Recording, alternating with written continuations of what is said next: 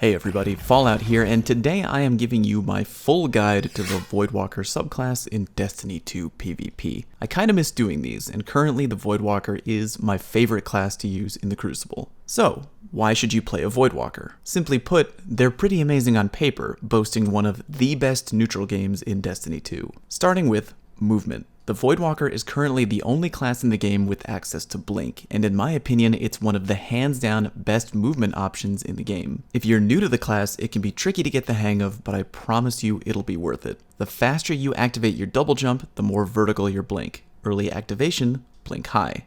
Late activation, Blink far. You can use Blink to close the gap on enemies you might be fighting, or you can use it to quickly get out of a dangerous situation. Or you can use it to confuse enemies who attack you up close.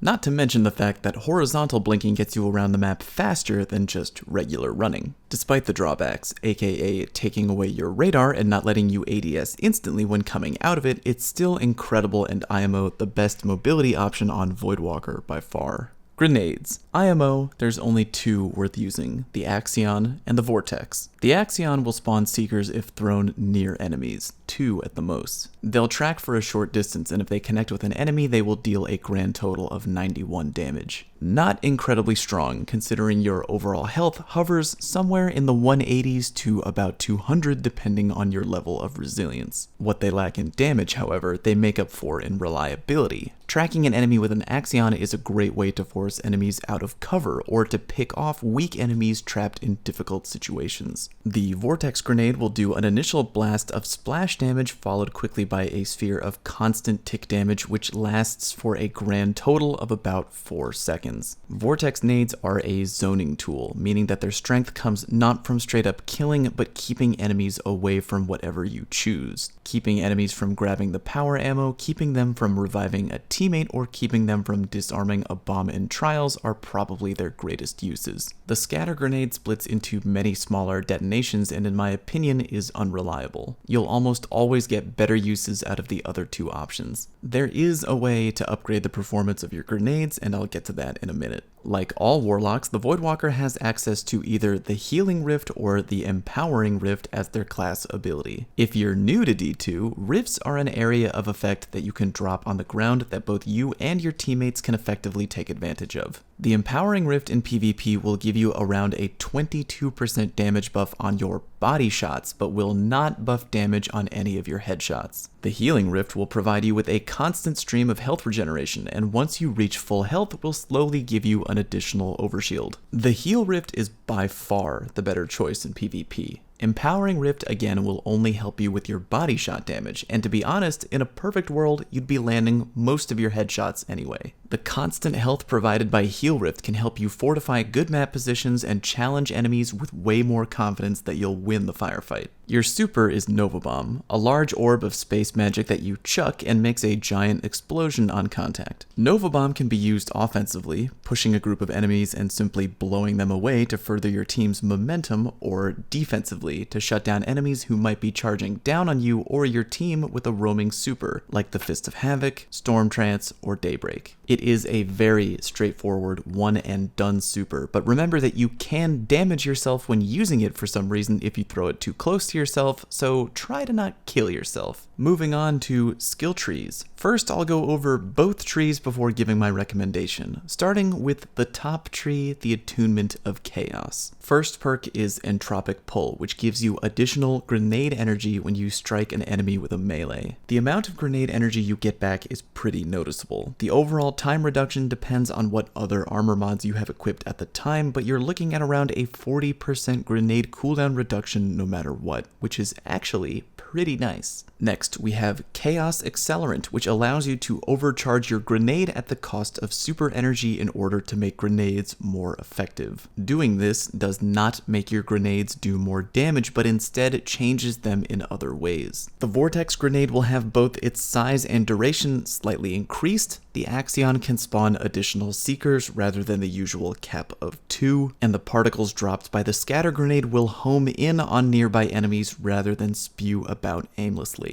Even though that sounds really tempting for the scatter grenade, the duration of the particles is still short overall. Really, the nade that benefits the most, in my opinion, is the vortex, and you could theoretically use chaos accelerant to make life difficult for enemies in Countdown by dropping a larger, longer vortex on the bomb zone when the enemy is trying to defuse. And for the record, you do not need to have full super energy in order to charge your grenades in this way. Bloom causes enemies you destroy with void abilities to explode, giving you the possibility to hurt other enemies with splash damage. Although the payoff for that sounds fun and can be pretty huge, it's not likely that you're going to regularly see the benefits of using this perk every match of PvP, and ideally you're looking for perks that will help you out frequently. Finally, we have Cataclysm, aka the Slova Bomb. Your Nova Bomb is slower, but now tracks enemies, and detonation shatters into smaller Seeker projectiles. This perk can be kind of fun. The Seekers after detonation can definitely be handy, but this is only in situations where your enemy is really bunched up together in a tight space, and even then, your regular Nova Bomb might be just as effective. Let's compare all of this with the bottom tree, the Attunement of Hunger. I'm gonna start with Vortex. Nova Bomb creates a singularity which continually damages enemies inside. You're basically combining a Nova Bomb with a Vortex grenade. I like this because again, it's straightforward. It doesn't get Seekers like the Slova Bomb does, but the upside is that it's fast, and if you're remotely accurate when throwing it, it basically translates to a free kill. Catching enemies grouped up in tight spaces with this is always fun. The other 3 perks on this path are all interwoven together around one effect, so I'll read all of them first, then give the commentary. Devour. Kills with your melee ability fully regen your health. For a short time afterwards, kills restore additional health. Feed the Void. Consume your grenade to regenerate your health. Grants the Devour effect.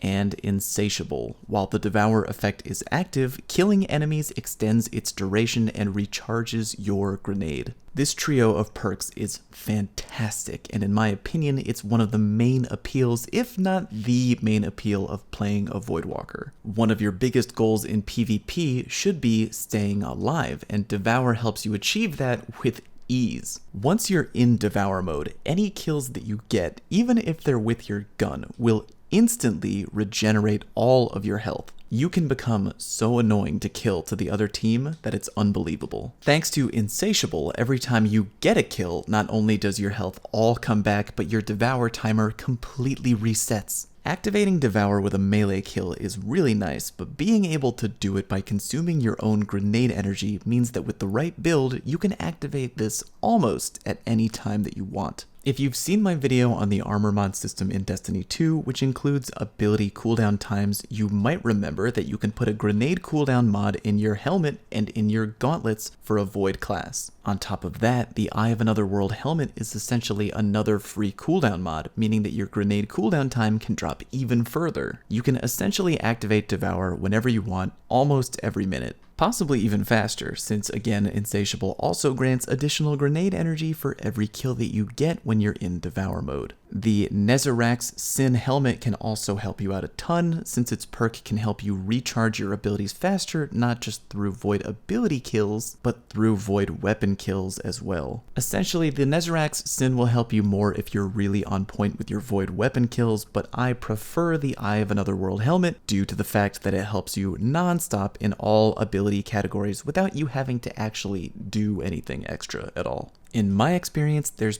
pretty much 2 ways to effectively use Devour. Number 1, defensively. Let's say you've been weakened by an enemy, and while taking cover, you know that the enemy is pushing you. Well, eat that grenade and you're good to go. Now they're at a disadvantage thinking they've got you on the ropes when you are actually the one now with full health. Number 2, offensively. Is there an enemy team collectively grouped up nearby, or you're about to make a coordinated offensive push with the rest of your team? Well, chug that nade, baby. But Fallout, why consume the grenade if you're already at full health? Great question, because now you're in Devour mode, friendo. So when you run in and fight those enemies and they start fighting you back, every time you kill one during the fight, boom, the health is instantly back and you can keep on attacking, no problem. Getting solo team wipes is so much easier when you're pushing in with Devour. It encourages you to be offensive and get the job done. And God help the enemy team if you have power ammo on top of that. The Legend of Acreus in particular, when combined with Devour, is just absurd. You're basically deadlier than an Arcstrider when they're using their super. Here is my favorite try-hardiest Voidwalker loadout. The Devour skill tree combined with a 10 recovery stat and a heal rift. More health recovery options than you can shake a stick at.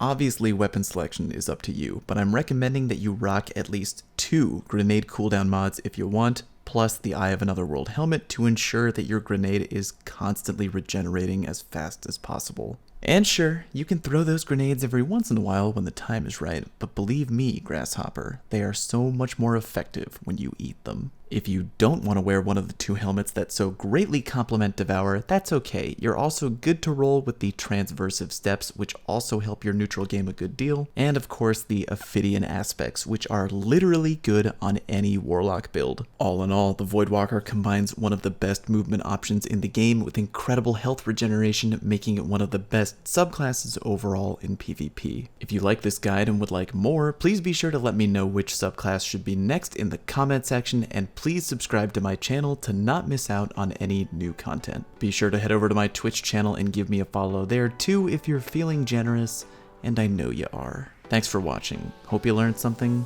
See you next time.